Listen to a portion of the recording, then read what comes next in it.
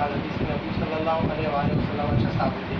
दीवान मुख्तरा दुआ रुकन कि अल्लाह पाक रसूलुल्लाह सल्लल्लाहु अलैहि वसल्लम हो और ये कराम मुश्किल राय सलाह अल्लाह हमारा रौले तौफीक देगा।